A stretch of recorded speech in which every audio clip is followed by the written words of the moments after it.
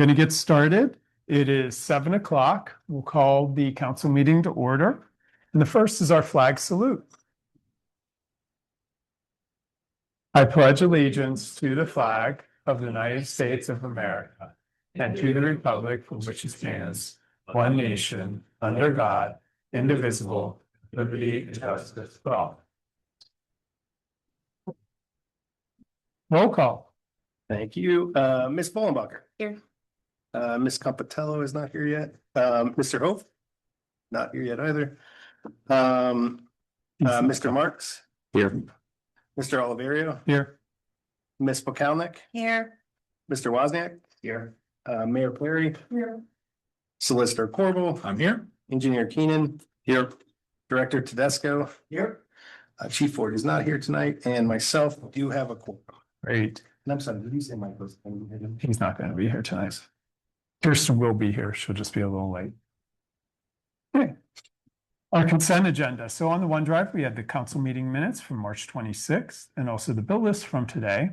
So looking for a motion to approve the April 9th, 2026 council agenda or consent agenda pending bill list approval by the borough president, manager, and treasurer. So moved. Ms. Bollenbacher, Second. Ms. Pokalnik. Any questions or comments? Hearing none, all in favor? Aye. Opposed? Okay, motion passes. That would be 5. Okay, public comments on agenda items. At this time, citizens may address the Crafton Borough Council on any issue appearing on today's agenda. Only residents and taxpayers of the Borough of Crafton will be permitted to address the council. Comments on non-agenda items will be taken at the end of tonight's meeting. Speakers will be permitted to speak for a maximum of 3 minutes. Groups of people will be required to designate a spokesperson to represent them before the council, who may speak for a maximum of 5 minutes. Council has the option to respond or not at the end of the address. Our solicitor is the assigned timekeeper. Please state your name and physical address for the record. Nobody signed up? Nobody? And anybody online, please raise your hand. Okay. President's report. So the first one is, as everybody knows, we have lots of construction projects going on and more to come with brick replacement, more paving, extensions of the Broadhead project, and even, our tree, Duquesne Light tree cutters. So we've got a lot of people out there doing construction for us. So patience is going to be key. And again, improvements happen at the end. It just takes us to go through that pain. The library update and community farm update will be at our next meeting, potentially our next meeting. Andrea cannot make it tonight. So mayor's report. So the only thing I have tonight is to point out that our police department, and we've seen Savvy Citizen as well, is bringing attention as the weather is getting better to the PA regulations for all the various powered two-wheel conveyances. We'll actually be putting that on the website as well. There are some surprises here, such as the electric scooters that we see all over town are actually only legal on private property. So I do know that the chief and our officers are getting ready to keep a sharp eye on this and to start raising a little more awareness and enforcement. So please, if you or anyone in your family has one of these powered two-wheel conveyances, motorized cycles, motor scooters, Segway, e-bike, all of those things, please make sure to take a look at the regulations. Either you can find them on the Crafton Borough Police Department's Facebook page, and shortly it's been on Savvy Citizen as well, and we'll have it on the website within the next couple of days. That's it for me tonight. Thank you, Ms. Perry. Solicitor's report, Mr. Corbel. No public report this evening, Mr. Manager's report, Mr. Price. Thank you. First thing on my report is just a report that we passed our financial audit and that was sent to DCE by the required date of March 31st. That will be posted online as well. After this meeting, I always like to bring it up to council before we post it online. It is in the OneDrive, so you can all review it. There were no major or serious issues to deal with. So that's it. We had pretty much passed with flying colors. It's great. Thank you to the staff for that, because that's Yeah. very good. And big thank you to Charisma. She handles most of that. Right. So I really appreciate her efforts on that. The next item is the trail study, just reminding everybody that we're planning to apply for DCNR funding for Baker's Acres improvements and resurfacing the trail, the Clearview Trail. That is due at the end of the month. So we're going to be looking for letters of support from folks at that time. So we'll be reaching out to everyone. And we're confirming a few details around that, like what the surfaces should be, but there might even be flexibility if we decide, if we apply for one surface, we'll probably be able to utilize it for another if we decide that that makes more sense down the road. So we're looking for that. Moving on, the next item, 30 Elmwood demolition process. We have now, we're almost ready to go out to bid. This will be bid through the COG actually. So Char West COG will be bidding this project. We've gotten the letter from from the engineers approving it with a signed stamp. And really the next step is just to take it out to bid. So this should be hopefully torn down. I would think by the latest by June. So we're moving on that, which is great. Now, did we get approval for the COG to be on the list? Because I know you submit and then they either approve it or not. Yes, it looks like it's getting funded. So Okay. I'm pretty sure we're getting funded by the county, probably in the amount of around 22,000. So, Okay. yep. Obviously it depends on what the bids come at. Back. Right. We haven't had one through there for many years. Yeah. It's been. Yeah. And this one is listed as an emergency because it is a fire damage building. And it really is unsafe. So, the next item I have is military banners. This is, we've doing that. We didn't have to do it this way, but we think it's the best way to do it, to recognize the folks the veterans that were recognized on these banners. So for the first 4 years of the program, we didn't really have a method of disposition. So we have now taken down dozens of banners. They are all listed in the resolution itself. So that will be posted online, so anybody will be able to see that. We did reach out to each of these individuals 4 times. We emailed them twice and called them twice and didn't get a response from them. We did get many other responses and put up many other banners, but these folks are the ones who didn't respond. So, and we'll put that up there. And if someone else in their family wants to put them back up, we can definitely handle that at that time. But I'd like to get a motion to approve resolution 2026-07, permitting the disposition of replaced and removed military veterans banners for a cost of $636.71. So moved. Mr. Marks, Second. Ms. Compitello, any questions or discussion? Yeah, I have discussion on part B of this. So I don't have discussion on the motion, but I do on the trail study. Oh, we can go back to that after Yeah, we do that. okay, Yeah. Sorry about that. I didn't mean to rush through those. I think for this one, because we talked a lot about, there was a large discussion a couple of years ago about the military banners. And one of them was the cost. How much do we charge folks? And then if they need to renew or replace it. And now we're going to have this cost of $600 for people that aren't choosing to do anything with it. So does this cost need to be built into the fees for the banners going forward? Because this is, all residents are paying for the disposal of all these banners. And I know we were looking at the payments being a cost neutral. Yeah. So now there is additional payments for us to dispose of them because people have not come forward with any requests. I was gonna say that $600. I was in, Yeah, it doesn't seem shocking, the cost to do this, but I also think because we haven't done it before is why it's six. I mean, hopefully, after so many years go by, if we don't have 82 every time, maybe we will, maybe we won't, but Yeah, it's like just under $8 a banner, so that their doesn't- disposal, so. I didn't have any, I just wanted to say I appreciated all of the memo and all the information on that. I thought it was a really good deep dive into why we're doing it this way and the respect I think we're showing individuals by doing it this way. So, and I also appreciate the choice of like the sustainability side of how it's ultimately being repurposed. So I just thought it was a good solution.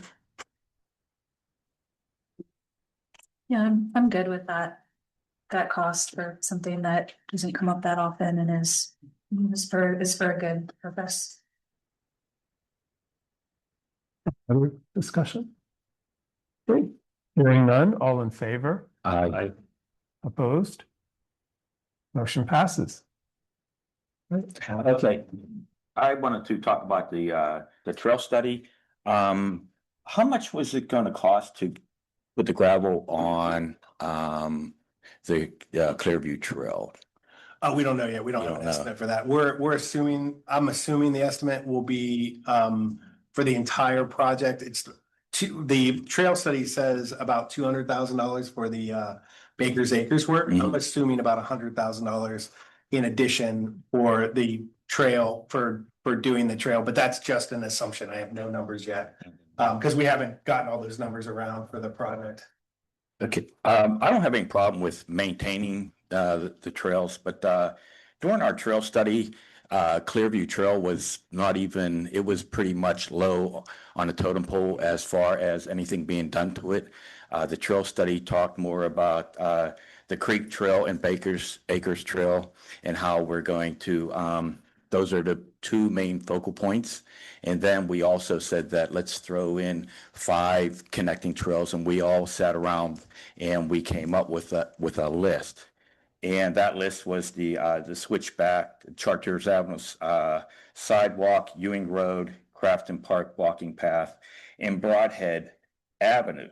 And all those trails were selected by what we had 20 people on that committee. Not all 20 were there that night, but we had all those people, and we came up with the fact that those 5 trails that we mentioned would where we are the next, or is what we should be concentrating on as far as connector trails, and that the Creek Trail and Baker's Acres Trail is the main focus of that whole study and what would be best for the borough.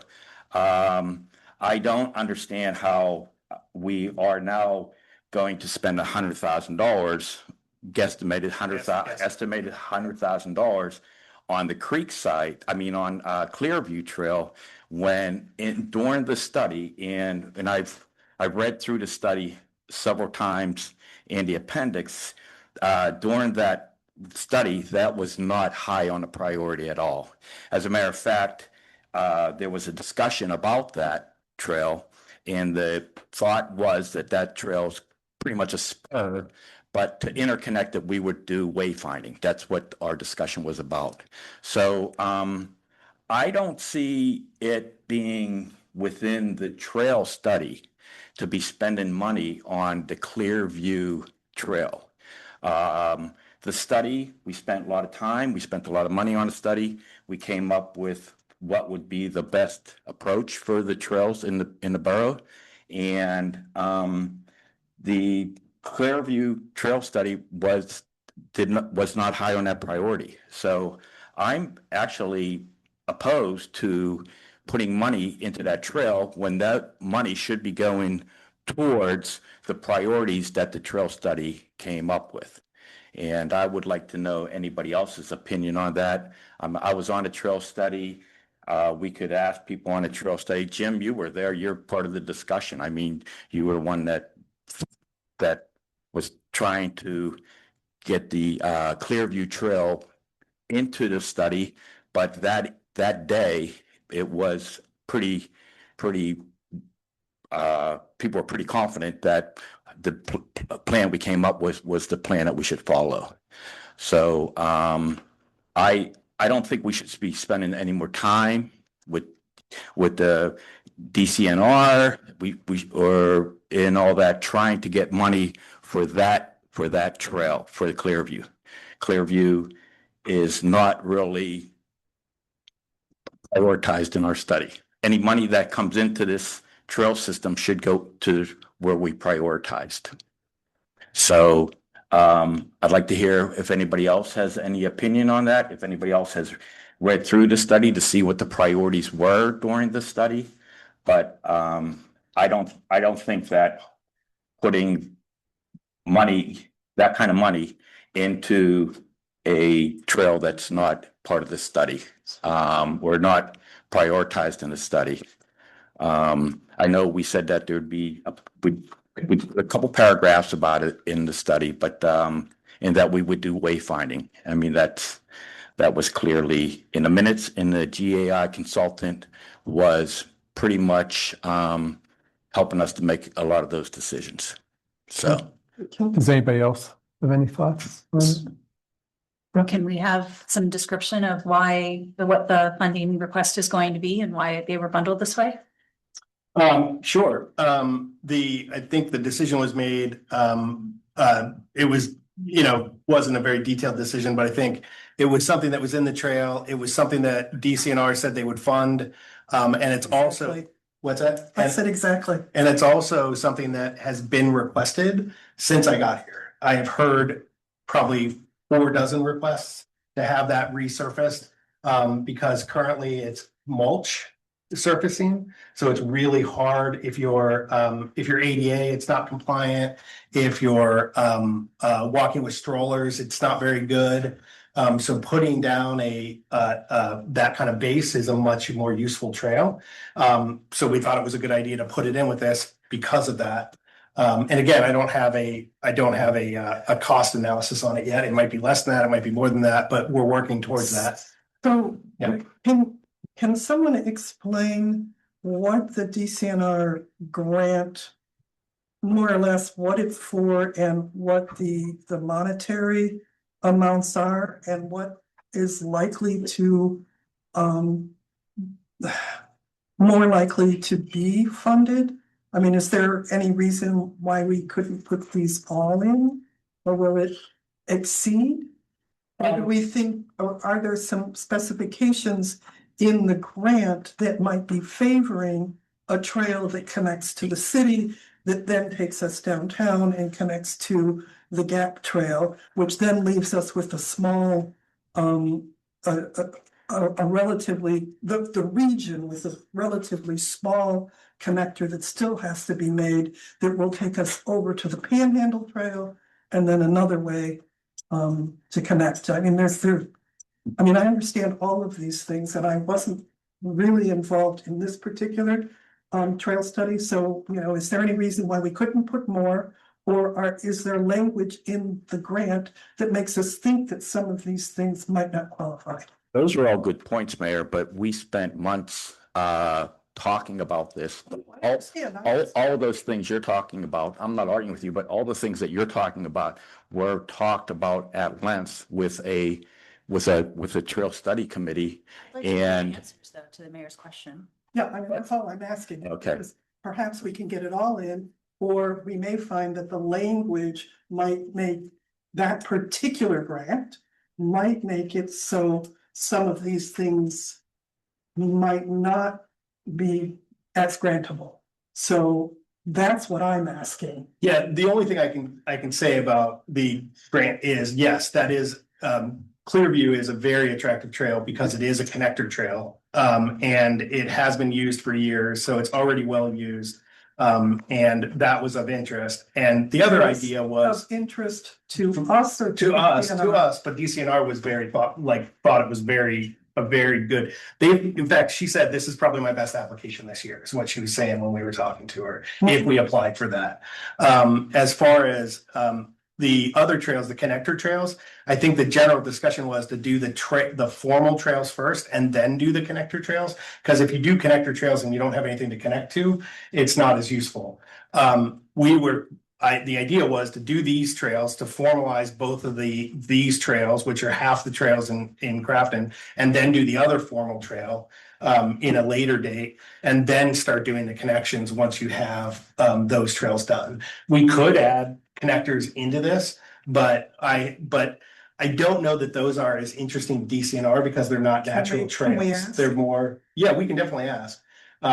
Because they're on-road connectors and not park type trails, DCNRs tends to do more park type trails and connector trails, not like on-road type work, but that's generally what I got from an explanation point of view. To And just what I've clarify, been hearing. then when you're referring to connectors, we're talking about on-road, sidewalk and Correct, painted buffer connection. So that's not meeting the definition of a trail. Exactly. Or DCNR. Exactly. That is not a trail. that's correct. So, but it is possible to look at the study and see what other. Well, the only other thing that's available in the study that's not a connector trail is is the Creekside Trail.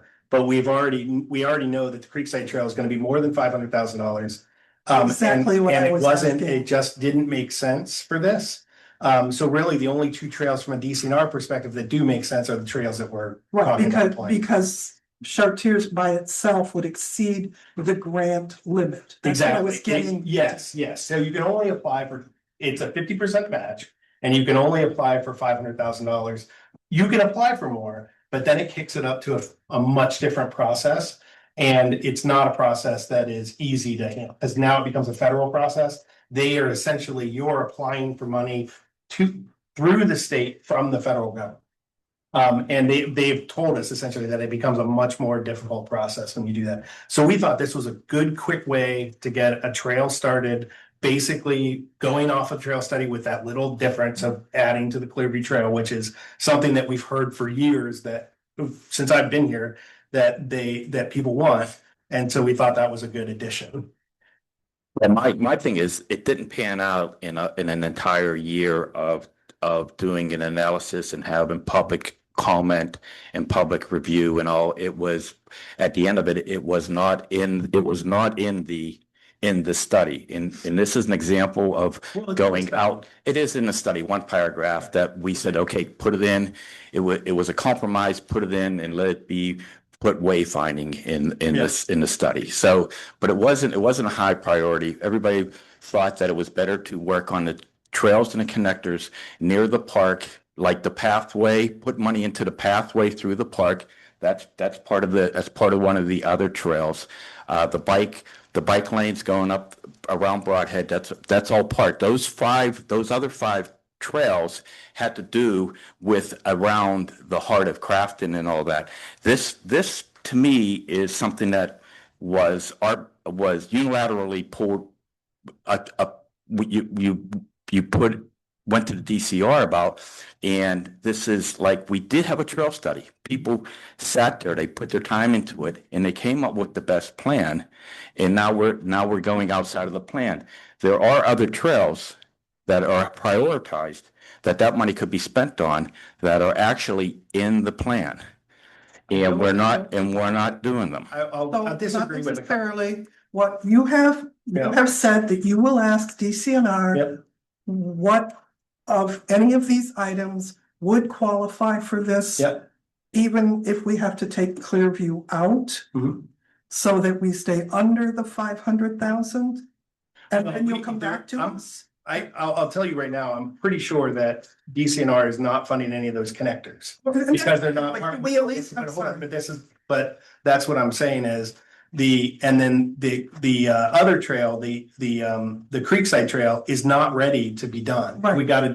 We have to do a bigger study on figuring out how to fix the exit. Mhm. Or at least a better analysis on how to fix that exit. So we can definitely take it out of this and not apply for that funding, but this is something that has been desired by a Right, lot of oh, people. I'm not gonna argue Yeah. with that, And I will disagree, but I want to make another point, and I'll disagree that this was very well talked about. As a matter of fact, it was one of our concerns, Larry and I talked about it, that the additional stuff was kind of an afterthought during this conversation. And I pushed with Bob that that he didn't even consider putting Clearview Trail in this conversation. And I was concerned about that from the beginning. We did not have a very robust discussion about Clearview Trail, and I did not get very many people that pushed against Clearview Trail. So I would disagree that everyone, like statements like everyone was on board with that. I don't agree with that. We got in the comments that we got through the surveys that people were interested in asking why they didn't focus on Clearview Trail. What came out of the trail study though? Okay. We have discussion. Ms. Comptello has been waiting and we aren't going to have a back and forth here. So Ms. Comptello is next, then Ms. Fullenbacher. No, I'm good. I was trying to get Kirsten in there. Yes. So we've had a lot of discussion here, but my question is, it says we're planning to apply for DCNR funding. What is the timeline for that? Will we have perhaps the next council meeting to know in more detail what the specifics of that application will be before it gets submitted? Yeah, that's the next goal. And then that'll be the last meeting before it gets applied for, because it has to be, I think it's April 30th or 31st. That addresses all my questions. Yeah. So then, there is an option to inquire and to come back and tell council what DCNR says. Sure. Yep. And that discussion would include the 5 top connectors that we talked about that are in the study. And I would have been one of the people, I was one of the people who asked why Clearview wasn't focused on in the trail study. I have been using it for 30 years and I know that it's heavily used. I just think that people who use it were not really aware of, what was going on. That's what happens a lot of times. As much as we try to reach out to the community, there's plenty, people in the community who just live their lives and do their thing and they're not really plugged in no matter what we do. I use it myself. I was just going by what we worked so hard on in a trail plan. And then I think we've got a path forward to find out whether DCNR will consider any of them in this application, whether it will weaken the application or what it'll do. And and then I think the discussion at our next meeting is, well, do we, if DCNR says no, do we want to pull out Clearview Trail? Because it's the second thing that they're willing to fund. So those are things we want to be thinking about before we come to our next meeting and we see what DCNR has to say. I would also like to share, this is outside of our boundaries, but I thought was really good news to hear. I learned this week that the trolley trail, which has kind of some construction delays, is finally back in swing and is likely to be finished this year. That's the connection that will extend, our portion and the Crafton Heights portion of the trolley trail all the way down to the west end. So that should be finished and open in the near And future. I suspect that's why DCNR is finding Yeah. the Clearview Trail to be an attractive project for being granted. And it also may put us in a position to be much better regional players if we do it. Mr. Moore? But I still concur that we need to have a no Yeah. or a yes. Yep. Or a yes. Okay. Mr. Moore? Is it of like anybody's opinion that like putting money into Clearview is meaningfully pulling money away from other trails? Like I remember years ago when we voted on the grant funding for the parks that are on the agenda tonight, and we had a very similar discussion around Crafton Park. And the questions were like, why can't we dump this $500,000 investment into Crafton Park? It has a million things we want to do to it, but the way that it was contentious, but the way things worked out is like, we have other parks, and even if the plan says we should be doing all this work in Crafton Park, that doesn't mean we should be ignoring the smaller parks that for folks on the edges of town. So like, is this an either or scenario where putting grant funding into Clearview meaningfully pulls funding away from others? I don't think it does. And I think the other option is, just like every grant we apply for, I fully intend to apply for matching grants so that we can possibly get this covered completely. I mean, we won't know that right away, but that's the goal. So then it would be no money, but we don't know that at this point.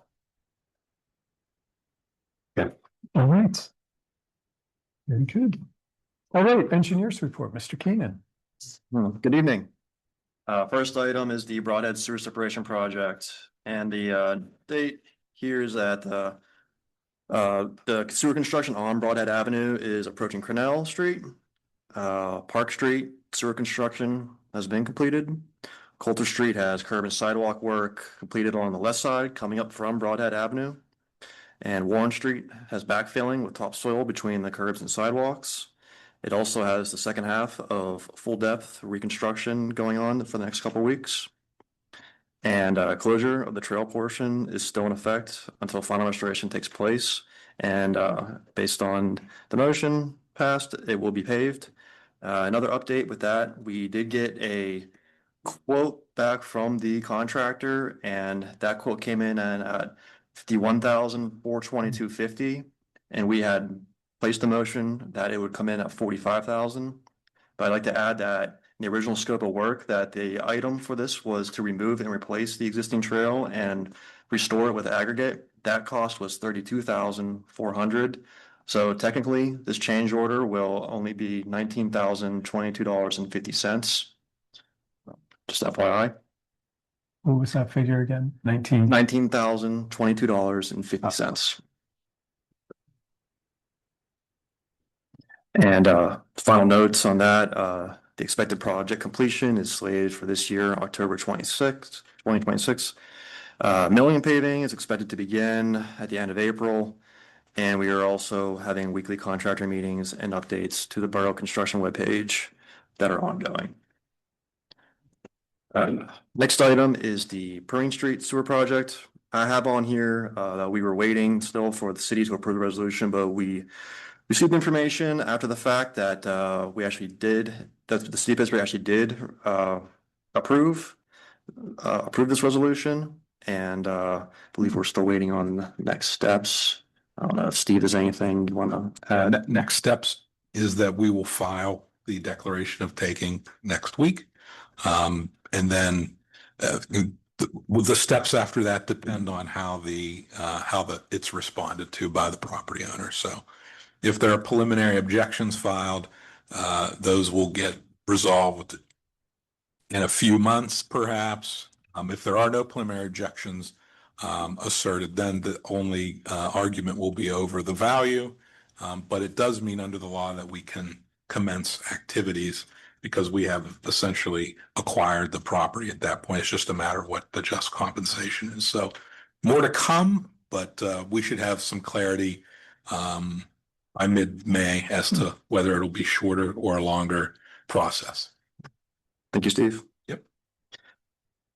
Next item is the C20 sewer separation project. This update continues. We did do our punch walk, and a list was created of some outstanding items that has since been sent to the contractor to take care of. Next is the DPW building. Construction is still ongoing, but the finish line is in view here. With that, the final building inspections are also underway. Did receive notice that the road repaving will be occurring at this time, April 29th. This is the section of Chartiers Avenue where the water main extension was done, as well as the new water lateral to the new building. With that said, we're hoping to have construction done by the week of May 17th to the 23rd, which also happens to be National Public Works Week. Moving on is the 2026 Crafton Sewer System Repairs, Operations and Maintenance Program. The contract documents have been signed and returned. Preliminary CCTV project work has begun. And just a reminder that this project includes 2 contracts, A and B, excavation, and manhole to manhole lining. Next item is the Noble and Linwood Parks, which is a $500,000 project, $250K grant with a $250K match. The draft park layouts and budget estimates have been completed and updated per the last council meeting. I've updated the drawings since then. Essentially, they are the same with the exception that the bathrooms have been removed. By Clark's. What? Yes, like cracks. Oh, yeah, sorry, the Right. bike racks have also been added. And on here, Linwood Park, where you had the lounge area, that area has been replaced with concrete instead of gravel, just to help give a more stable foundation and a more permanent location for that. But if you'd like me to go through some of the other improvements again, but essentially that's the only changes that have happened since then. You had mentioned about the lights going from 4 to 2. Oh, okay, but so- I see 4. on Right, here. right. So that's still being determined. So it is being proposed right now that 4 lights proposed at the courts. But we're hoping to lower that down to only 2 and still produce the same amount of adequate lighting that we want for these courts. That's still to be determined, but that's the path that we're going with this, and hopefully we'll also lower costs. Can you share for the bike racks that were added, if there's a design that's been selected, are we going to make sure that we get a kind that's approved Sure. by the Yeah. bicycle? When I looked into this, it was just what I have shown on here. It's a 9 bike bike rack. It's just galvanized steel, standard bike rack. That's what I have on here. We do want to look at, remember the ones that we did at the pool? Those were ones that were approved by bike advocates. We don't want these to be the ones that you just put your front wheel in. So let's make sure that we double check that, but we'll double check that in the building. But the ones we did down at the pool were some of the ones that are bike advocates are the most comfortable with, because they're very simple. They don't cause clutter. So we'll look at that, but we'll make sure it's a good bike rack. Yeah, and as I mentioned last meeting, there's many different styles of bike racks out there. Yeah. Colors, styles, you name it, custom. And right now this is just like a placeholder that it is being proposed and it will be included in the parts. And right now these are just these are just shown for location purposes, but we'll decide on a final type and style as time comes. We also added the additional seating that we talked about last time, I think, park. Sure. Benches and.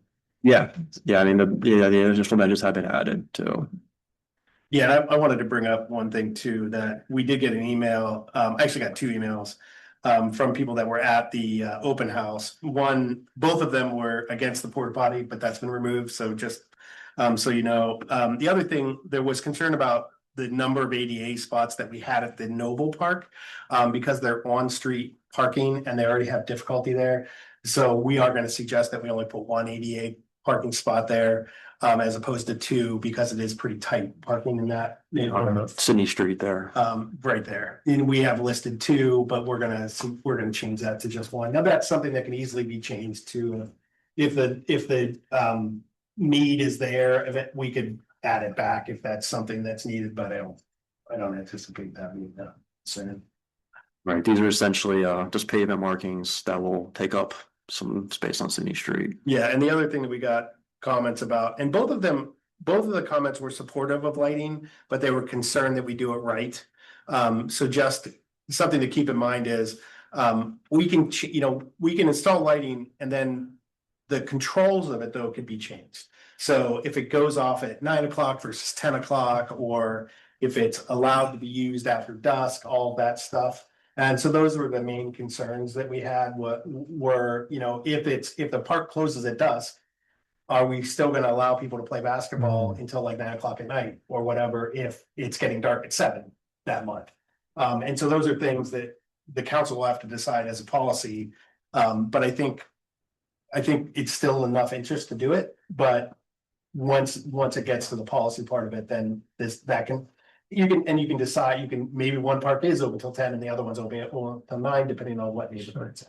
I think another, if I may interrupt, I think another idea about doing lighting right is that you do lighting so it does bathe the area and you don't get dark spots. We talked about the walkway lighting, and do we need more lighting along the walkway so we do not have dark spots at night? And also whether or not that's going to be lit through the night. My concern about doing it later is that if you don't bury the conduit for the extra lights and you don't have the pedestals there for the lights when you're doing the construction, you're not going to be able to bury the conduit later on. So something like the walkway, possibly, that if you're talking about 3 fixtures, and then all of a sudden you decide that three's not gonna make it, we need six. Well, you've already did the buried the conduit and limited yourself to what you're gonna do. So I think it's extremely important to get a lighting professional in there to find out what the, to do a luminance study and figure out exactly how it's gonna bathe. The same with the courts. To put in two lights and then just add two more, you're not, the spacing will be different. So you're going to be up against mounting conduit runs and things like that. So I think by doing it right is not only the timing and control, but also the actually what's the light going to light. And we So- are doing that. We Okay. are working with the lighting expert at Gateway. And they did suggest that in parks, you actually don't want it to be fully bathed. It's not like like in a shopping district or whatever. You kind of want pockets of light so that you can see, but not necessarily have the whole park lit up. But that was something that we've talked about, and we're gonna have them narrow that down before we go out to bid. I think we talked about there's apartment buildings right next to there. Yeah. And then across the street is a house. And then both across this way and both ways at Noble Park, so that there are people that are living there, and we've got to be conscious of having too much light for them. Right. Yeah, selection of the fixture is really important. Believe me, I'm fully aware of that because I spent the first year of my getting calls about Crafton Boulevard Crafton sites, Boulevard. which I think are Yes. not well designed. Any other questions or comments? On this? So the changes we have are, well, I guess they're all on here now. Correct. That we have from the changes, so, okay. Just possibly, And the amount of lighting as well The amount of lighting and removing one capped spot. on Sydney Street, yeah, for Noble. So with the two proposals we have here, where did we land budget wise? Comes around 490.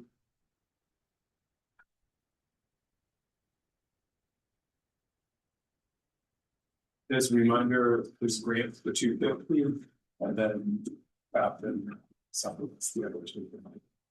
It's just cutting it close, 10 grand's not a lot of wiggle room. Oh, there's both things. Okay, that's right. I know there's a match, but I'm just saying, like, Like, we only get reimbursed 50% of what we spend, so it's 490. up to 500.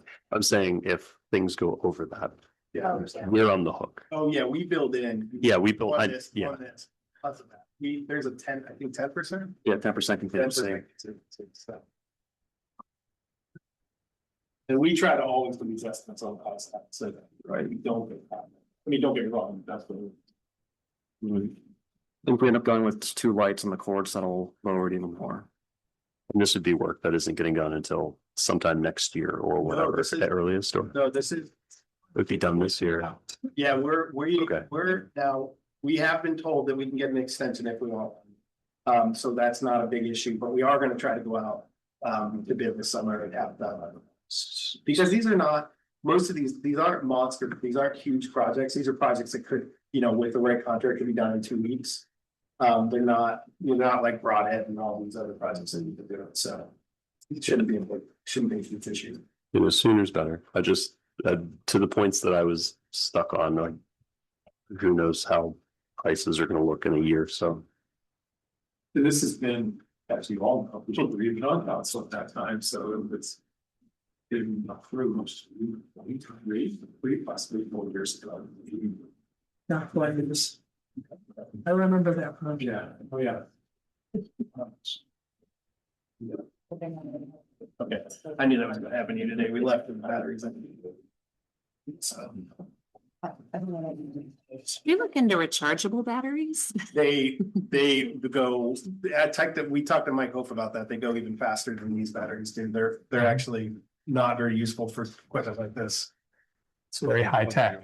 Yeah, very high tech.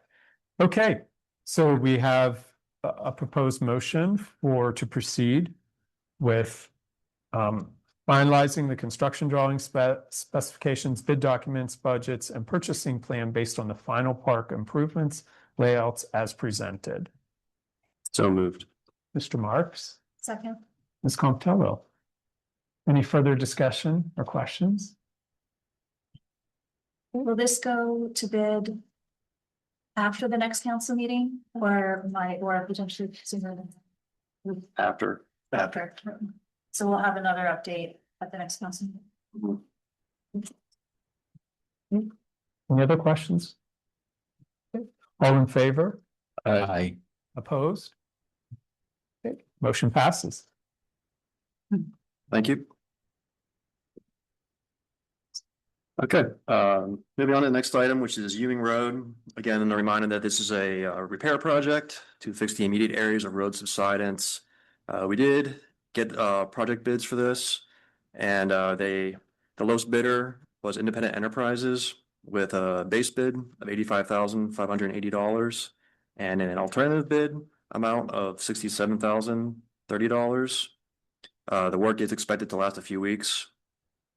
Just to go over what the base bid and the alternative bid are, the base bid is full depth reconstruction, which is a 4-foot depth excavation and repair. And then there's an alternative bid, which is a road reconstruction using a product from Tensar HX 165 GeoGrid, which will be placed in between the layers to help strengthen the road repair. And that depth will be your standard pavement depth of 15 inches. With that said, there is a motion here to award the Ewing Road project contract to Independent Enterprises using the alternative bid in the amount of $67,030 as recommended by Gateway Engineers. So moved. Ms. Costello Second. and Ms. Bolenbacher. Questions or discussion? Can you remind us what we had budgeted for this? This is a little lower than we expected, right? Was it 120? Yeah, we had budgeted 100. At least 100K. It was 120, I believe. Yeah. I mean, this has gone from $1 million to $67,000. What is the, sorry, did I? I'm gonna ask probably the same thing you're gonna. What is the, what will make the decision between doing the full road reconstruction versus using the Tensar? And you're gonna get the same outcome. It's just two different methods of doing this. As it says here in the alternative bid, you're using that Tensar HX 165 GeoGrid product, which is basically like it's a high density plastic, like grid looking material. Kind of looks like a orange construction fence, if you know what that is, and it goes in between the asphalt layers and helps build that strength so that when there's pressure put on it, it helps prevent additional flexing when there's load on I it. think what you're asking though is when is decision made right now, and we're recommending that we take. sorry. No, That we do the That we do Tensar? lower bit. Yeah, we were recommended, Gateway Yeah. recommended that to us. They've used this technology on other projects and have had a lot of success. I'd recommend doing it that way too. It's just a simpler process and it's cheaper. Is it tested in locations like that where you're on a hill, you have high landslide risk?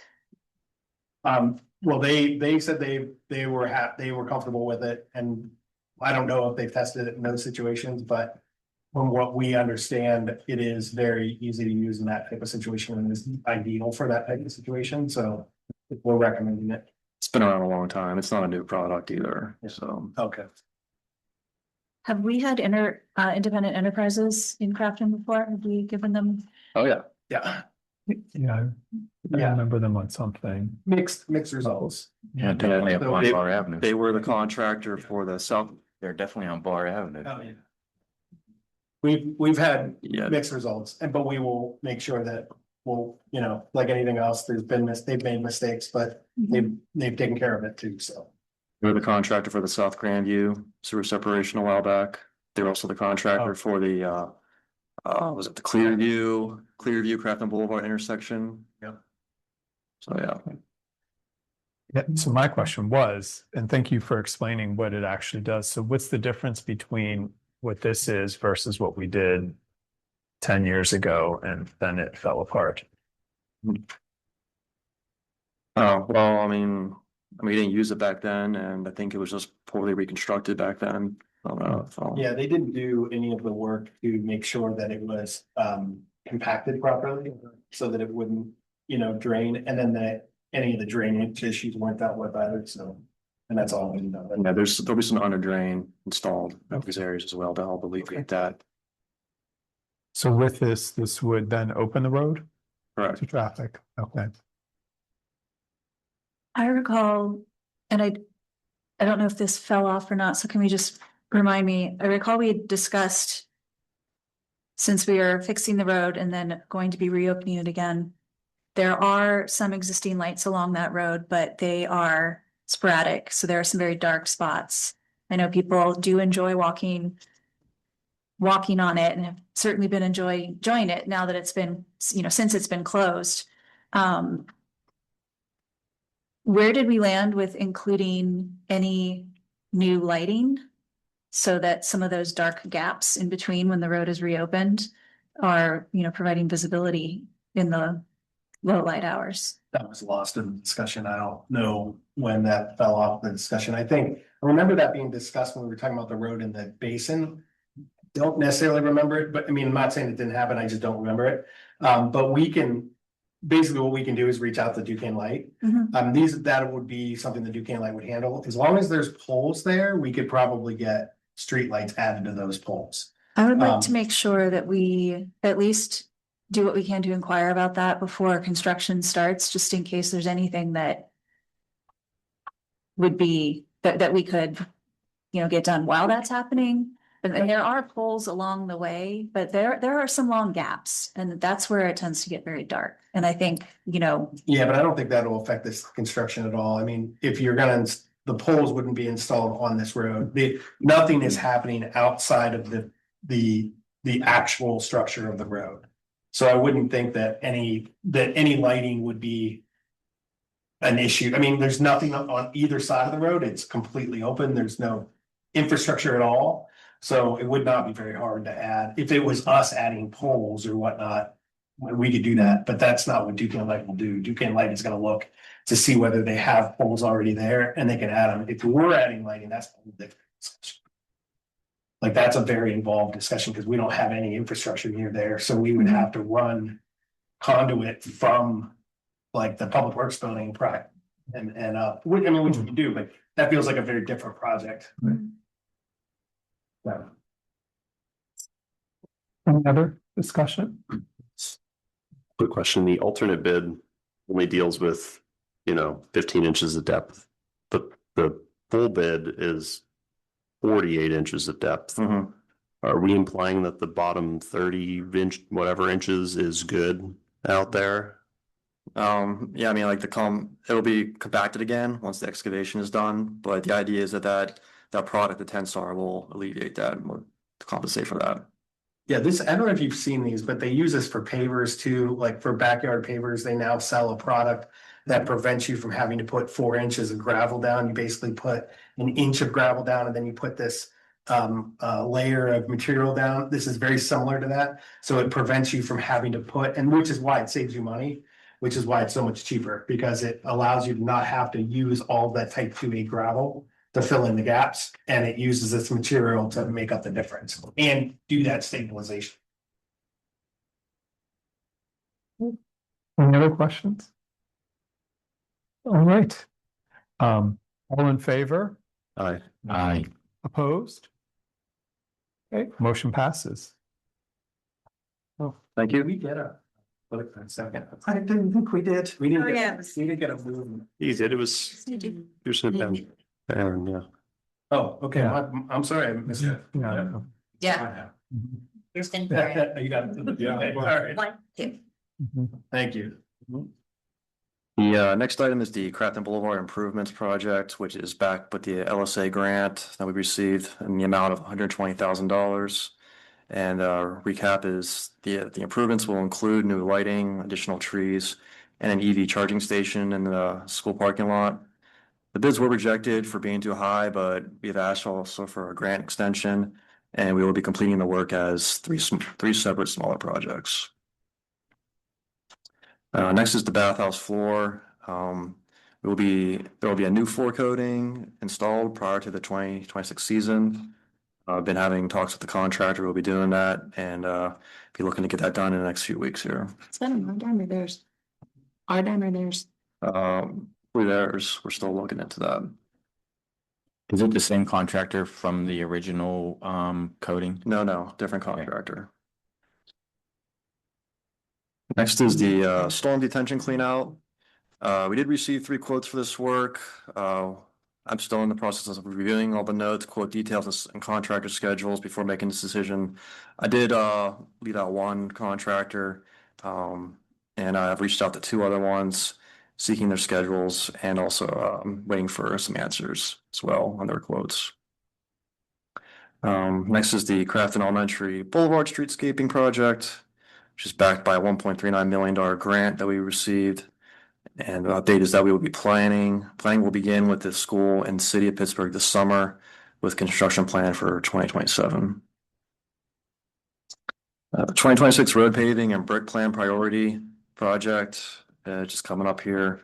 2026 Brick Street repair project, and it involves priority areas including Brick Street, curbs, infrastructure, and concrete header repairs. The streets impacted by this include Clearview Avenue at the Middle Street intersection and 3 other nearby areas. North Grandview Avenue in front of addresses number 8 and 10. Bar Avenue around the manhole in front of 1769 Bar. And Belvedere Street in front of 82 Belvedere. The project schedule for this is as follows. Next Monday, the 13th, we'll be having our pre-construction meeting where we'll be also discussing the schedule. On the 15th, the one-call submissions for all the sites and resident notifications will be going out. On the 17th, the mobilization for the equipment and barricades will be brought in. And the planned start date, weather permitting, is the 27th. It was originally the 20th, but with the draft taking place that week, contractor feels that it's best to just postpone 1 more week so that they don't have to, deal with that commuting to and from here during that. So we're gonna post that week. Is that 82 Belvedere near the 80? Is that the same property that we're looking at? And I remember in past conversations that there was a sewer problem with 82 Belvedere, and I just wanted to know whether or not we are putting things in the right order, that we don't repair that street and then have the sewer have to rip it back up again. I know there's lots of different ways to repair a sewer, but maybe we figure out sewer repair. Mike, do you know about that sewer repair process and when that might happen? The sewer lateral from the home does need to be replaced to the street. And this is actually, Jim and I have talked about trying to coordinate the work. We're going to see if we can, because it is the smartest way to go while the street is open, while the bricks are up, replace the lateral. But the owner replaces the lateral. And right now we are the conservator. So it's more of a conversation. We need a little more of a plan on that, but yeah. Right, but I guess my thought is if the owner is going to be behind schedule, do we push the Belvedere repaving back to make sure that we're not ripping up a brand new street? That he's not ripping up a brand new street. It doesn't matter who's ripping it up, but it's. So if they rip it up, they have to pay for it. Absolutely, they have So to they pay have for They it. have to put it back in kind, so it really doesn't cost the borough anything. It doesn't cost the borough anything, but projects, when you start piecing them back together again, they many times do not equal the first round. So I just think it's smarter to wait if you can. Okay. Maybe it just could be last on the list. Yeah, well, we can note that. All right. The broadhead sewer separation paving. Again, the list here is Crafton Boulevard between Broadhead and the trail entrance. Broadhead, Warren, Park, and Coulter Street. Canal, North Linwood will get brick trench repair. And Rebecca, North Emily, and Belvedere Street will also begin paving. The last item is the permit applications, which are newly received permit applications for street utility work. McVeigh Plumbing at 65 Duncan Avenue, doing a sewer lateral repair. The dimensions received were that it was going to be a 10-foot depth and restoration from curb to center line. Duquesne Light Company is replacing 4 poles, one at 39 McMunn, Rush Way, the rear of 1765 Bar, 12 Sterrett Street, and 1695 Bar Avenue. And That said, that concludes the engineer's report this evening. Thank you, Mr. Keenan. Community and Economic Development. Mr. Okay, Tedesco. good evening, everybody. My report is quite brief. The 82 Belvedere conservatorship conversation is in the throes of negotiations with the highest and most responsible bidders. The contract that we're kicking around is outside of the normal realtors MLS standard format by purchase and sale agreement for a residential property. And so we're getting everybody accustomed to that, and there's going to be a much more in-depth report coming your way as more information comes in. So expect that in the near future. Tricog Land Bank, as we've discussed for the past 3 meetings now, I will share it really quick for, everybody, because I took a moment to pull it up. These 5 properties here are still in diligence review with the Tricog Land Bank. Nothing to report there. They have not gone back to us. And then finally, this is probably the biggest update. So the week following our last council meeting, so I guess that was last week, the borough sent out 187 letters to delinquent landlords who have not registered their properties for our rental inspection program. 60 registrations came in thereafter, and I must say, it was this week's last Monday. The office got very busy with a lot of walk-ins and calls and all sorts of things, and it's been busy all week with landlords asking questions and getting registered. So we expect that to continue. And for those that are still not registered, Season and DJ went out and they're posting on the door the notice of violation that you are not registered. So it is on their property. There are no excuses. It got lost in the mail, will not work. And so they're out there. We're doing things good. I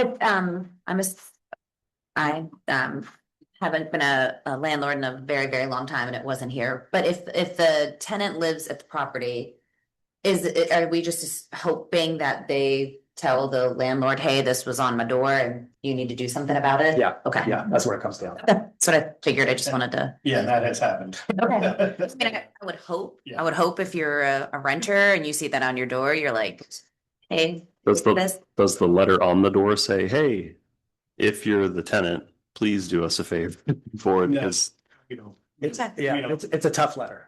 Yeah, but we don't, Tough violation. we're not trying to put them and Oh, yeah. no, animosity Yeah. between each other. We For don't sure. put a letter like that. Yeah. as someone who is also a landlord in a different town, I had letters not make it to my box because my tenants didn't tell me, and then I ended up in their magistrate, and I hated that. And Well, we've also mailed several Yeah. Okay. copies to their house. Yeah. So Yeah. to the This is a belt address for the and owner. suspenders approach. Okay. Yes. No, I mean, I like it. I totally can see, Yeah. I can see that happening. Like, I didn't get it. It was on my door. Nobody told me. Like, Yeah. I just don't want me sitting in Jack's court getting upset that they live 2 hours away and heard. I know, and there will be. So Yeah, that's there why will my be, but a lot of times you can't do anything about that. If they don't have the right address down, which has definitely happened, then, that's on them. But once they get there, yeah. you get there and you fix it and you pay your fine and you be a good landlord. There you go. And just as a reminder, we sent out 3 rounds of letters prior to the 4th round violation letter. So we Right. get And we're everybody- still having another round. Once we're done with this round, we're gonna send certified letters. So we haven't even done that yet. So that'll be hopefully the final round. Well, Yeah. We might have to do some more door knocking at that. I mean, it certainly seems like you are dotting your i's and crossing your t's. We're going above and beyond here, so. Absolutely. And those are my 3 items. That concludes my report. Thank you. Thank you, Mr. Tedesco. Standing Committee Reports, Finance Administration and Sustainability, Mr. Marks. Sitting in for Mr. Hof today. We haven't met since the last council meeting, so we don't really have any updates that I'm aware of, unless Jim, you have any surprise budget conversations we need No, to have. no. Okay. No. We meet on Tuesday. Yes. Okay. Infrastructure and Land Use, Ms. Comptella. Okay, well, Infrastructure and Land Use Committee has also not met since the last council meeting. schedule's a little weird this month, so we actually meet next week. DCNR pool area improvement grant. Again, no updates on this, but just a general reminder, we did get funding to do a slide removal and some other improvements to the pool. I'm very excited to have that new grant coming in. The DCD $125,000 grant. This is for pedestrian and other business district improvements. Also, no updates on that. Borough engineer will be in final phases of updating those designs based on all the feedback received from the survey and through the past year of different events and meetings, and then some of the infrastructure committee's reviews of just the final details, thinking about the ongoing maintenance cost. So just minor tweaks, and those should be updated when he has a chance amidst all of the many projects we have going on. And then our next step will be to be able to go ahead with proceeding to get that project into construction. Before I get to the third item, are there any questions or any news from the manager on either of those, since we haven't had any committee meetings to discuss? No. Okay. Yeah, no, it's. The one thing I did add to this, and this is not particularly under my committee, but it made sense for me to give the update this time, is the PRT. It's a PRT update. I was at a meeting earlier this week, and they were sharing a lot of information that I wanted to share with Crafton as well. So PRT has been doing a bus line full network redesign. They've been working through it for over the past year. They're on their version 2 right now. For anyone who takes the bus, there are signs out at the station about the bus line refresh. Key things to know are that the service in Crafton is not changing very much. This is still final draft, so they haven't approved the changes yet. There are changes happening around the county. If anybody does ride and wants to see the changes and what's going on or give their opinion, this is a final round of public input before they will be finalizing their plans this summer and then making their route changes next year in 2027. But again, for Crafton, it looks like the G2 service is not changing. The route is not changing. There are some minor changes in schedule and connections, but our G2 is staying. No changes to the alignment of that, and it will continue to be a high service route. Route 26 that goes to Crafton Ingram Shopping Center. Also, no route changes proposed. Route 25. This is currently the G3, so the existing G3. That is going to have some route changes, and it's going to be renamed. Proposed name is the D25. Route through Crafton would not change, though. So it's more the end of the line out in Boone that will change a little bit. And the D27, this has so currently Route 27, their proposed naming change would be D27, but current Route 27, that also will not particularly change through Crafton, but the alignment is proposed to change as it heads towards McKees Rocks. It'll take an alternate route through Ingram, Ferrywood, and Wind Gap, using Wind Gap Avenue. So there are some changes in the alignment proposed there, not through Crafton, but further on in the line. So I just wanted to share that that's where it's at now. Looks like our bus routes through Crafton are not particularly proposed to change much, but if you do want more information or if you want to give feedback, the website is buslinerefresh.com. You can easily find it from PRT's website, and they're taking input through the end of May. What about the 28X? 28, oh, right. So I only picked up the sheets they had. I must have not grabbed that one. The 28X is changing. Also not through Crafton, but more how it runs out to the airport. It will no longer stop in Robinson. It will bypass. It will go to the Carnegie station. So the alignment in Carnegie will change a bit. It will stop in Carnegie. It will get on the highway. It will bypass Robinson. It will be more direct to the airport. They will be integrating the Robinson stops into a different route instead. And then the one, I did forget this, the one big change that will come to Crafton Station along the busway is that all routes that run on the busway will make all stops in all directions. So we will no longer have to guess which one can you take going inbound or outbound. If it stops at Crafton Busway or Idlewood, if it stops at either any of the busway stations, all routes will make all stops in all directions. Yeah, and that the dropping of the Robinson stuff actually saves The trip to the airport now is probably. Oh, it's huge. Yeah, Yeah. If that, that's Yeah. huge. where it used to be 20, but it Right. has been that. Yep. Assuming that, because there's a lot of people that work there. If you're going to the airport with a suitcase, there'll probably be room because half the bus empties probably, so. Right. Mm, Yep. It's true. Okay. Great update. That's all for my update. Thank you. Oh, one other quick thing. So I have requested vaguely, but I can follow up with this in writing and get copies of each of these so that we can put them out on Savvy Citizen. I might have been having them. But they're probably available on the website. Yeah, I'll check. I think they're already there. Good. I think there was a concern before with the changes of people not even stopping at Crafton anymore, or pulling the way stop. So that's all really good news. Yep. Okay. Communication and Recreation, Ms. Bolenbacher. Okay, thank you. This Saturday, we have our Crafton Sustainability Festival at Crafton Park. We have our free market on the stage. You can drop your things off at 8 a.m. and shopping will happen from 9 to 12. Some agreeable items to donate: housewares, home decor, working, home electronics and small appliances, small lightweight furniture, clean clothing and shoes, pet products. What else? Toys, games, sports gear, tools, books, DVDs, music media, craft supplies, gift wrap, seasonal holiday decor. Things that are not acceptable for the free market is food. If you have food, please donate it to the Crafton Food Pantry. They are more than happy to take that.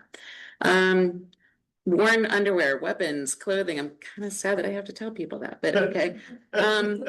Clothing or shoes that are no longer wearable, large furniture or appliances, not working appliances, or basically any items that are badly broken, unusual, or unusable. Okay, so use some logic, hopefully.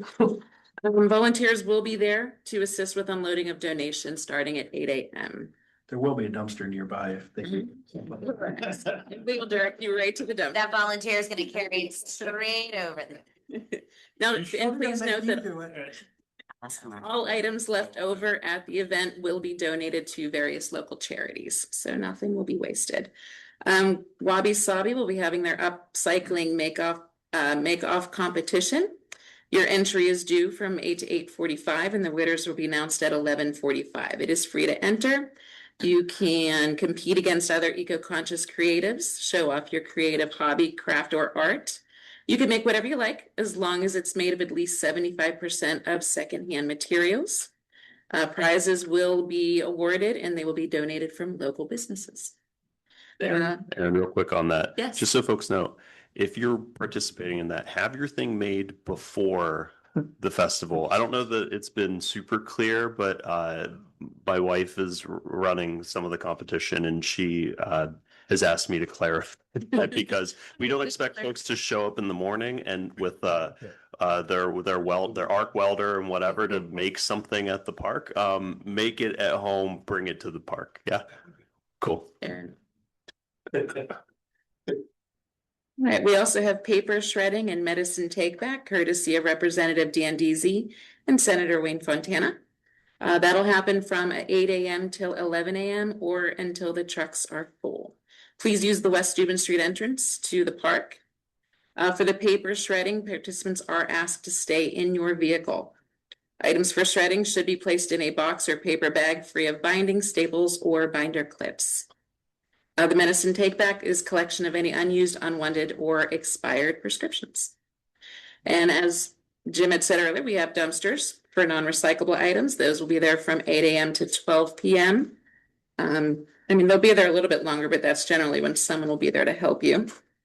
Let's see, you can dispose of building materials, bulky items, household clutter, yard debris, small appliances. Crafton Public Works will be available to help you with that.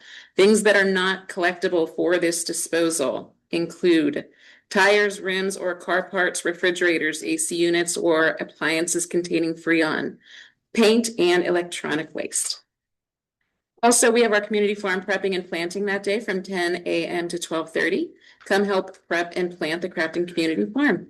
Every year, they grow thousands of pounds of food to donate to the Crafton Ingham Food Pantry. And don't forget, you can bring your kitchen scrap compost down to the farm throughout the year. And I do believe they are giving out free compost that day as well. So you are welcome to get your garden started as well. We have Earth Day coming up on Arbor Day, for Arbor Day and Crafton Park cleanup, Arbor Day celebration and Crafton Park cleanup. That'll happen on Saturday, April 25th at 10 a.m. We will be celebrating our 37th year as a tree city, and we will also be cleaning up our parks. Saturday, May 30th, we have the Felix Amendola Bocce dedication and summer kickoff. The family will be there along with the people who were so generously donating the money in the construction of the bocce court. The pool will be open, weather permitting, and miniature golf will be as well. I will have a few more details coming up on that one in the next meeting though. Other things to plan for that I will have much more detail as we get closer is our Independence Day celebration, Saturday, July 4th, our Fall Festival, Saturday, September 26th, our 21 and over Halloween mini golf in October. The date is still to be determined. Crafton's, our celebration of lights will be Saturday, December 5th, and our holiday house tour will be Sunday, December 6th. And as always, we are in need of volunteers. If you could go to the website, let us know that you would like to help. You don't have to sign up for anything in particular. We will simply let you know when and where we need people to help, and you can tell us yes or no. Even 1 hour at these would be greatly appreciated. So our ongoing events this year, our mini golf will be Fridays and Saturdays, June to August, as well as a few, maybe also October, with a few holidays peppered in there. Yoga in the Park is returning Saturday mornings in the park from June through September as well. Also, our newsletter is our next one will be coming up in June. I think we are still in the process of getting and assembling our articles. And just as a reminder, they're published every year in February, June, and October. Unless anybody has any questions? No, I was just gonna say, Erin, just the weather looks perfect on Saturday. It So looks beautiful. there you go. Don't have to bring an umbrella. I want to say last year I was helping with the yard waste and everything, and people did come with air conditioners and things like that. It might be helpful to have like even a postcard size thing to tell them, that informs them about the Valley Waste pickup and the electronics pickup, that you could just hand them that card and say, we can't take it, but here's how you get rid of it.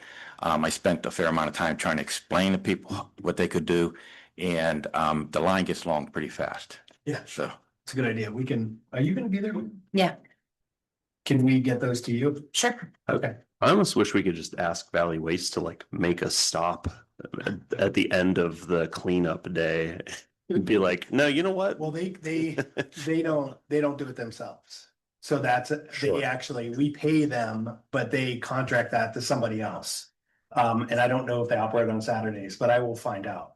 I think it's probably too late to get this set up. Yeah. That's a good idea for next year. It'd just be- probably. Be great to remove all the ambiguity and like, oh yeah, sorry, you hauled us down. The only thing I will say though is these become, if we make it. Bring back to the Borough. If you make it available for that type of drop off, it's a whole other event. It really is, because if you've ever been to the ones that DEP or not DEP puts on, but then Yeah. what's the They do it the North Park Pool Yeah. every year, and it's like. it traffic is, is. yeah, I mean, you think it's bad for this, triple it for hard to recycle items. Yeah, Now, I am. and we really don't want to encourage that, because what'll happen is people from outside the community will come when we already pay for that service at your home. Mhm. Right. So I think the card is probably. Yeah. better. Yeah, I'll be down there early so I can get them. And I will say, people who do bring paint, getting paint picked up at your own home, like coordinating that was incredibly easy. So same thing. I think it is a very popular day, so traffic is continual, as you go in from 8 until they leave. The other thing is, just as an FYI, Staples does collect a lot of e-waste, and even pens. They'll recycle pen, and they recycle it. So it's pens, it's toner cartridges, it's e-waste, and you can just go and And the new auto store in Crafton Shopping Center, which one just opened up? AutoZone. They take oil, used oil. Just FYI. Yeah. So there's We lots can of add good these, stuff. there's a whole list of these services on our website, so we can add all these Yeah. to it too. Thank you, Ms. Bollenbacher. Board Commission Recruiting, Ms. Fulcana. All right, let's just jump right in. We have some exciting things. So we're gonna start with our library board. Just a reminder, we as council have 2 representatives on the library board. So we had a seat that became available. We had one person apply and interview, and this person was reapplying for the position that they were currently in. So I am looking for a motion to appoint Tiffany Hickman to the open library board seat for a term set to expire on March 16th, 2029. So moved. Ms. Costello, Second. Mr. Marks. Any questions or discussion? Hearing none, all in favor? Aye. Opposed? Motion passes. Okay. Moving into zoning hearing board, this is for an alternate seat. Again, we had one applicant. This had been posted for felt a very long time, multiple months.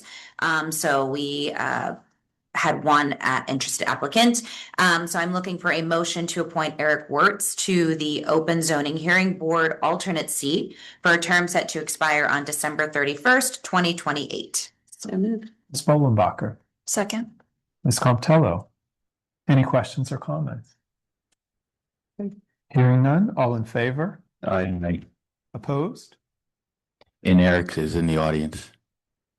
Well, you should have told us that before we voted. I changed our vote. Eric, I hope I got your last name right. Wertz, to say it correctly? Okay, thank you. Works. Okay. Okay. Anybody opposed? The operator would. I know. Okay. Motion passes. Thank you very much. I should have said this at the beginning, and I know I usually say it at the end, but just to do a process, because now that Eric is here. So any person who applies to any of our boards and commissions, I always just like to remind everybody that it is an interview process. The chairperson for whatever committee or board leads that interview. So I'm just going to use zoning hearing board as an example. We set up that process, we have an interview, and then based on the recommendations and feedback from the chairperson, that's what ultimately drives this decision. So I just want to make sure everybody understands. While I am the coordinator, I am the liaison between all parties. This is not my decision, or even Kirsten sits in on these, is with me as well. This recommendation does come from the chairperson. So just want to make sure everybody's got that. Okay, moving on. Next up, we're going into our recreation board. Everybody knows this group of volunteers does a lot of the stuff that Erin just mentioned. So it's a very active and involved group. We have had 2 seats available for a while now, since the end of December and since February. So we had an interested applicant. That interview was conducted. So I am looking for a motion to appoint Peter Compitello to the open recreation board seat for a term set to expire on February 28th, 2029. So moved. Ms. Bollenbacher, Second. Mr. Marks. Any questions or discussion? I will throw out that Kirsten did not participate in this interview, just so everybody knows that. All right, all in favor? Aye. Aye. Opposed? Abstentions? I'll abstain. Motion passes. Thank you. Okay, and then for the planning commission, this has been available for a while as well. We have the most interest in this. We have 3 applicants. So I am looking for a motion to reappoint Alan Bueller to the open planning commission seat for a term set to expire on April 13th, 2030. So moved. Ms. Bollenbacher, Second. Ms. Costello.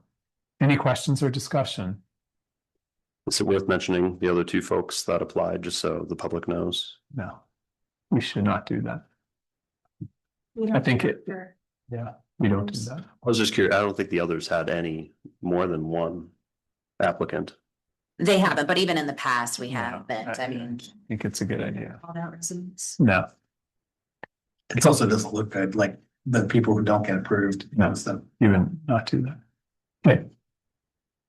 Any other questions? All in favor? Aye. Aye. Opposed? Okay, motion passes.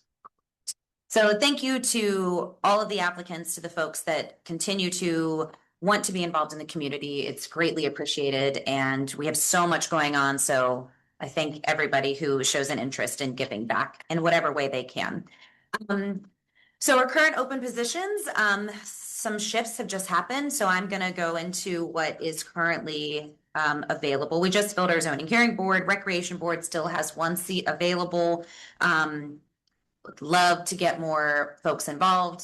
We have a lot going on. And Civil Service Commission, we have an alternate seat that is available that will start on May 20th. So if anybody's interested in that, feel free to check out the website, look at the description, and apply.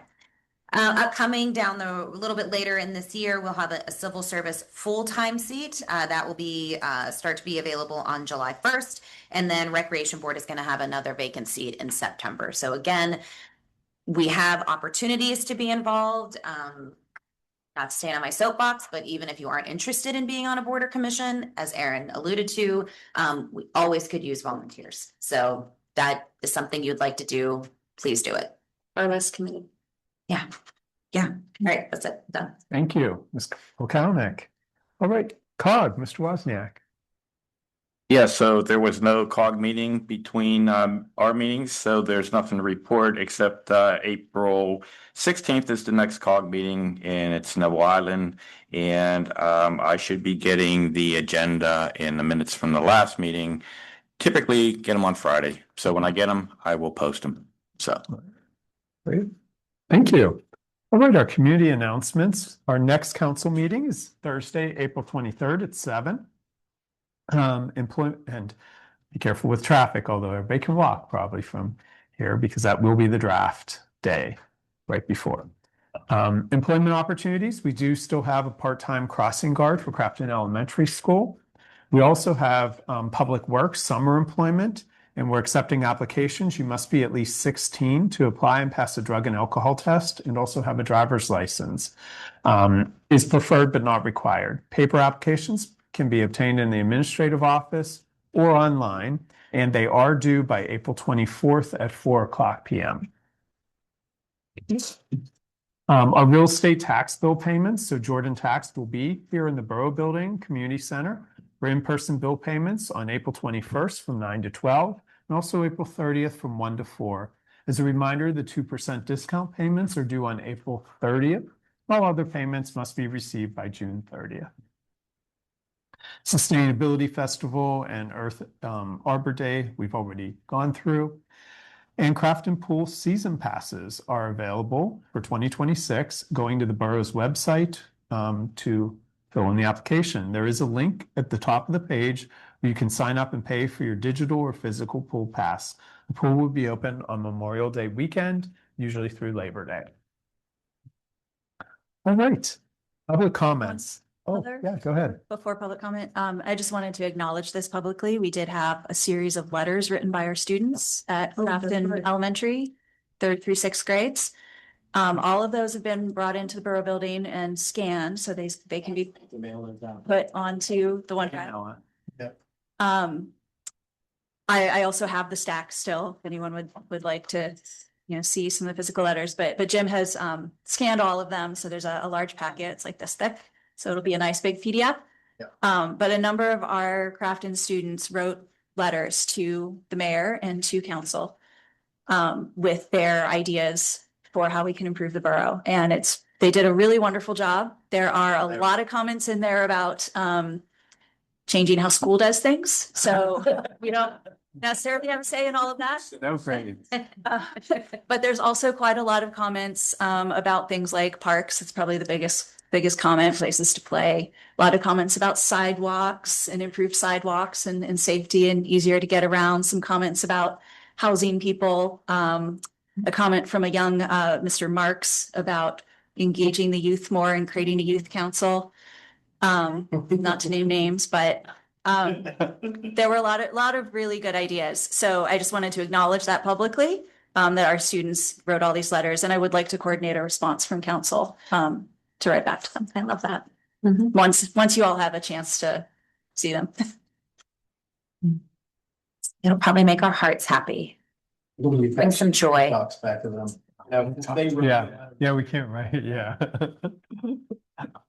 Use a good filter. Right. Okay, thank you, Ms. Comptello. Public comment. At this time, citizens may address the Crafton Borough Council on any issue. Only residents and taxpayers of the Borough of Crafton will be permitted to address the council. Speakers will be permitted to speak for a maximum of 3 minutes. Groups of people will be required to designate a spokesperson to represent them before the council, who may speak for a maximum of 5 minutes. Council has the option to respond or not at the end of the address. The solicitors are assigned timekeeper. Please state your name and physical address for the record. So for anybody here, you would just raise your hand, and then online, you'll also raise your hand when we get there. All right, Charlotte?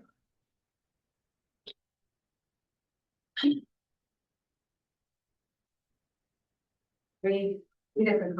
Hey, is she on? Oh, yeah. Yeah.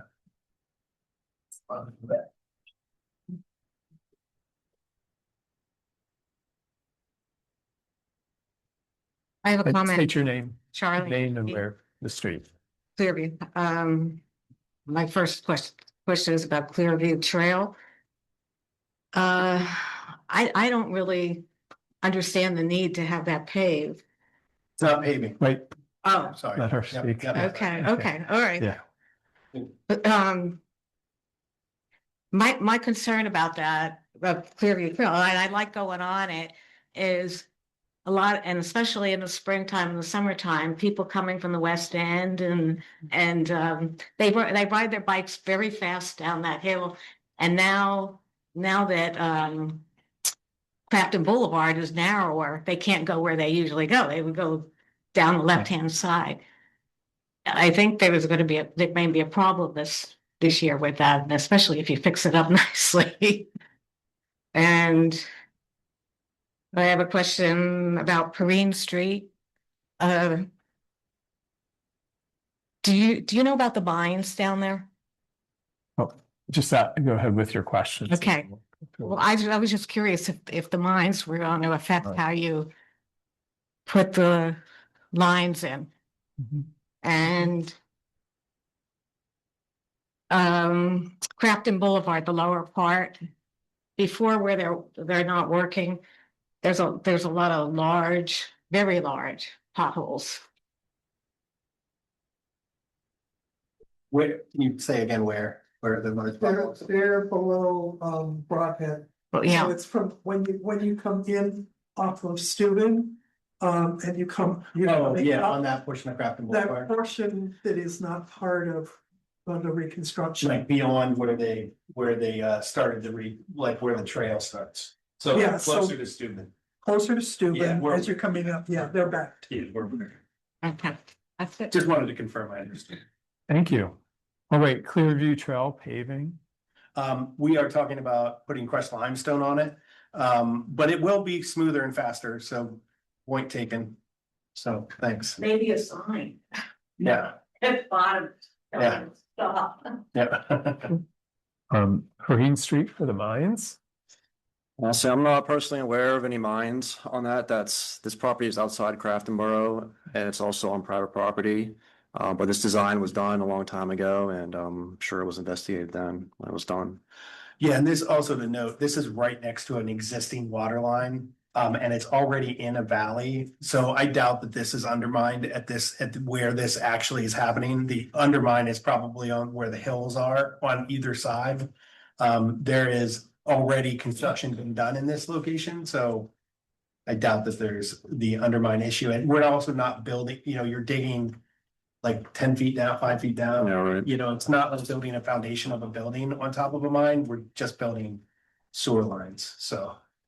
When we moved in there, Oh. Yeah, they won't hear you. Yeah, they won't hear you on that. And then the potholes on Crafton.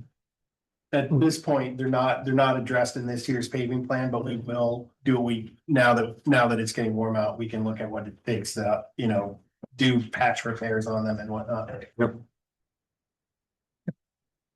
Okay, great. Crystal. May I allow Charlene to mention some historical things she knows about the mines? I think she's been in the neighborhood for a really long time and may have some historical information about the mines Yeah. for value. You want to come back up? Yeah. No, a whole lot. I just know when we moved in, there were mines that weren't even filled in. And they didn't. I had to come in and close them up, fill them up, and I don't know what condition they're in right now. I know below my home, I think it's called a Venturi mine, and it is on the mining maps. So that area, that whole area is under mine. All right, Crystal.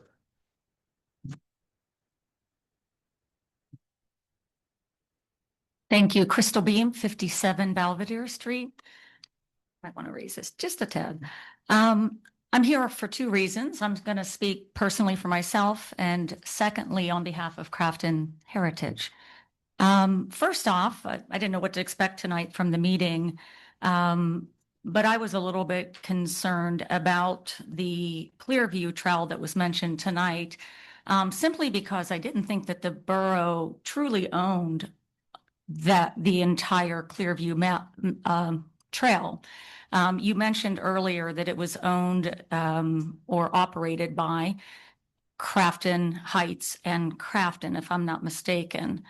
But somewhere along the way, I recall learning that that trail, maybe close to 8/10 of that trail, might be part of Crafton, but it could be owned, and I'm trying to find. It's the old trolley right away, obviously. Pitway Trolley Company. Thank you. You hit it. Yeah, Pitway Corporation rather than solely owned by. Where did it going on? Oh, did it? Okay, thank you for letting me know. I'll do it again. Maybe I'm just, I need to raise. Yes, there you go, Mike. Yeah, we let the batteries in last week, so that's why they didn't last. We will make sure we take them out at the end of the night. Staples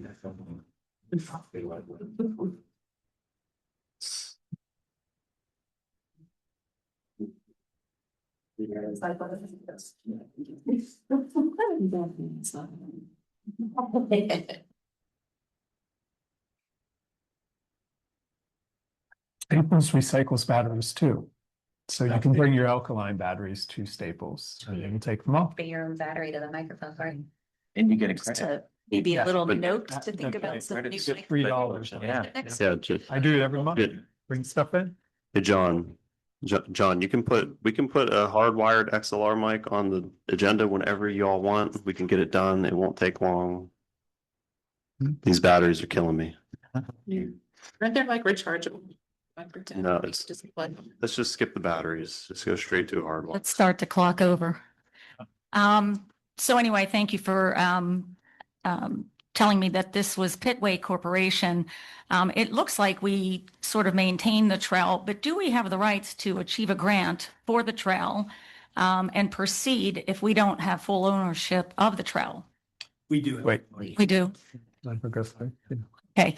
I know that was some time ago, so we do have full ownership of the entire Clearview Trail. Okay, thank you for that. The other thing was, I like the fact that she talked a little bit about the paving of the trail. When you say crushed lime, are you talking like a 1B with a concrete powder that kind of condenses to more of a concrete type surface, or? Gotta ask all your questions. Oh, okay, so I'll ask, I'm sorry, I'm looking for answers, but I'll wait, I'll hold. The other thing is earlier, Jim Price, you mentioned gravel on one of the trails. I was talking to a resident just recently about driveways, and they were told that they really aren't supposed to be putting in gravel driveways because they tend to erode into the streets and they're messy. So I'm kind of curious why we would use gravel on a trail. So that's one of my other questions. Just looking to see, I wrote some notes earlier.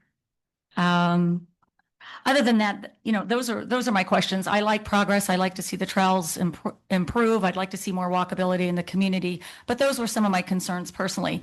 And then if I could break and hear your answers, then I would like to talk on behalf of Crafton Heritage. Just go on there. You want me to go on? Okay. So Crafton Heritage, as far as community events are concerned, we advertised in the last newsletter to talk a little bit about the Crafton 5K, the Thomas J. Witt Firecracker. We've taken this over from Diane Dennis, and we're formalizing the race again, as I mentioned a while back. In lieu of the race, we're going to do a Carb Up pep rally the night before. We will be opening registrations for that dinner. It is limited registrations up to about 125 people. We'll start those registrations on Monday along with the link sign up for the 5K. So if you plan on running, you like to run, you know somebody that runs, spread the word. We want to put Crafton back on the map. We want to get people to run our beautiful town. And we have the entire Witt family coming from all over the country. They came in last year. We were unable to bring the race to fruition. So this year we're excited. They're coming in. We have a documentary about the Witt family and their contributions to Crafton. I always say there's two Witts. We had the grosser Witts and we had the legal Witts.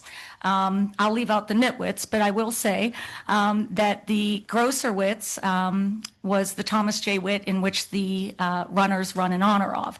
And then you have Ed Witt, who Council Chambers is named after, and the Helen Witts and the legal Witts of Crafton. So they will all be coming together. They are making a nice donation for the race.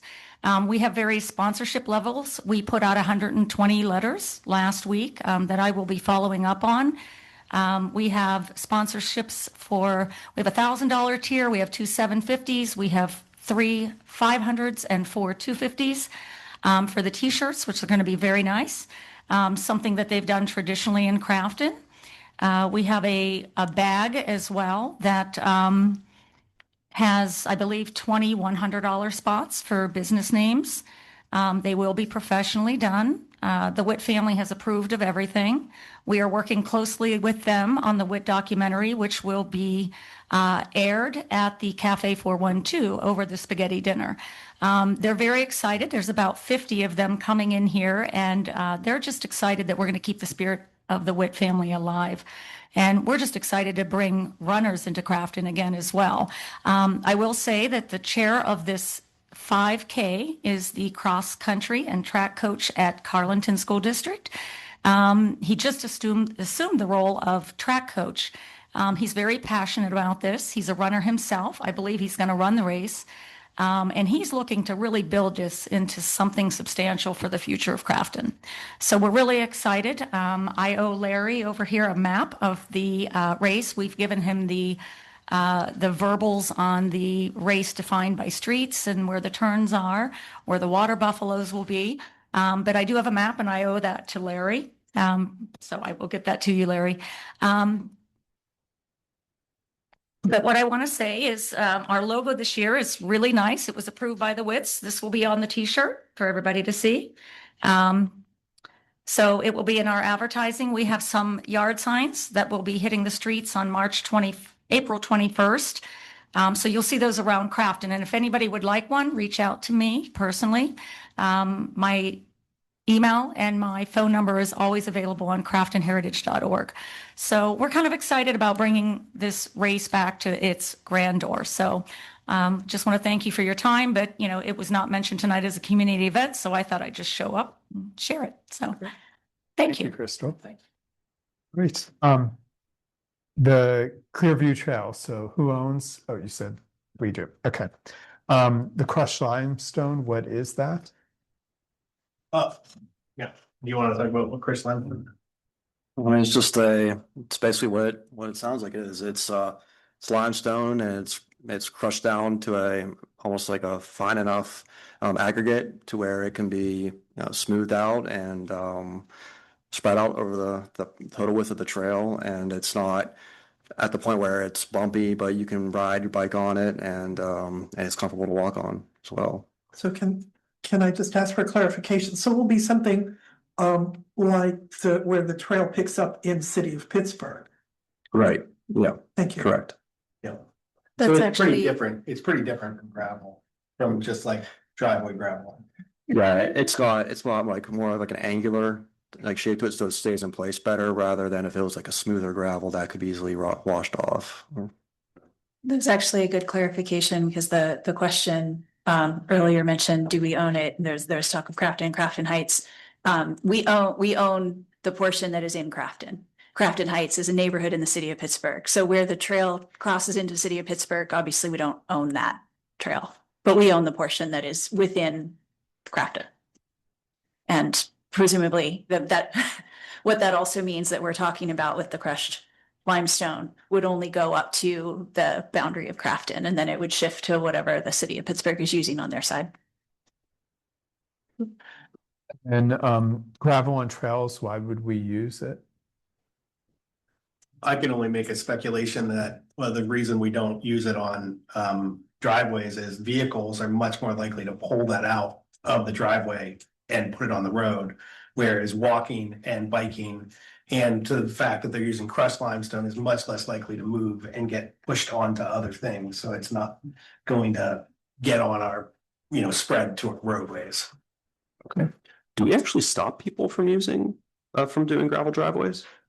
I am not the code official. I'm not sure what it says in our code, but I do think it does. I think it does say that if you're putting in a parking pad, it has to be concrete or paved. It cannot be just gravel for the reasons that we just mentioned.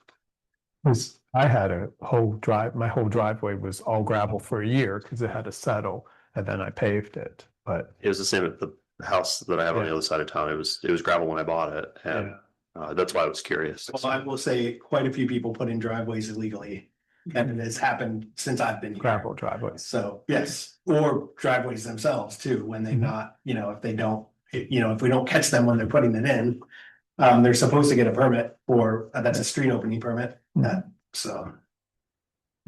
That trail, there's the 5% rule that we were talking about in the trails committee.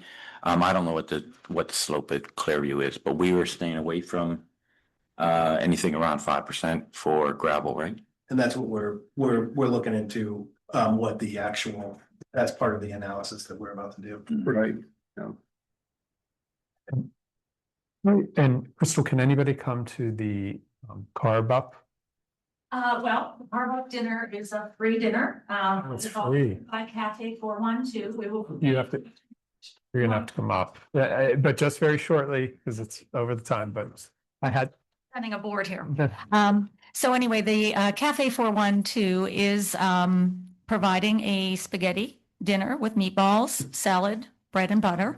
Crafton Heritage will be sponsoring the dessert, the drinks, and all the paper products, along with the documentary. And we hope to make it a very nice night leading into the race the next morning. The race kicks off at 8 a.m.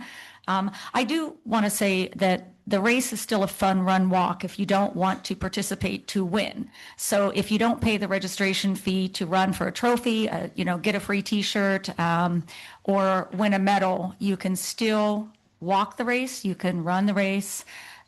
We don't turn anyone away. So I just want to make that clear that, it is a real race with timers, but you can do otherwise as well. And everybody is welcome to the spaghetti dinner.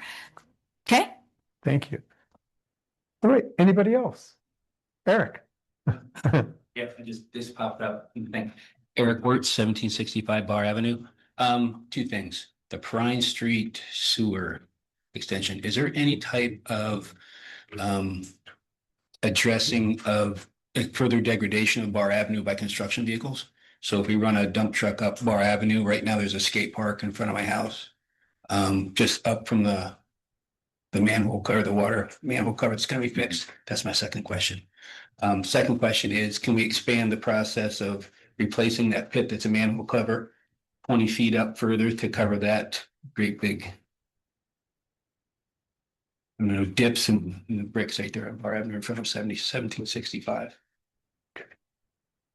And what's the first street you had mentioned? The first one was a Pine Street. Oh, Perrine. Okay.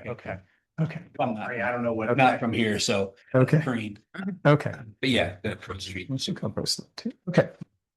So question was the Perrine Street construction question. Well, this is still far ways out from happening, but we'll have a pre-construction meeting with the contractor. We can discuss construction vehicle traffic at that time and make sure that they're not constantly driving over or avoiding completely the brick streets there. Yeah, 'cause that's what caused the deck from the last time when they did the Thunder Street paving. And then extending the manhole cover. I was still couldn't understand the street, so I was writing a different thing on Bauer Avenue. Okay. And something we can look into, it'll add to the budget for the cost, but I mean, that's really gonna come to I think a council decision at the time.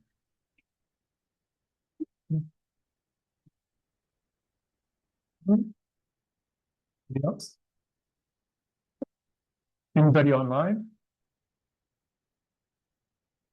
Those, I had someone ask me about Airbnbs. I think they're concerned about it because of the, draft coming in, and they were, just wanting, what was Crafton's, where are we at on Airbnbs, basically? We have to pass another ordinance, a short-term rental ordinance to really manage those. At this point, we have not done that. That's something that during the process of the zoning update, that essentially it was determined that really you can't manage it well through zoning. So we have to create a short-term rental ordinance, and the zoning code was written to allow for that. So we just have to get on that process. We haven't done that yet. Yeah, the new zoning code disallows them in residential areas. They're only allowed in commercial zones. Right. As we said. All right.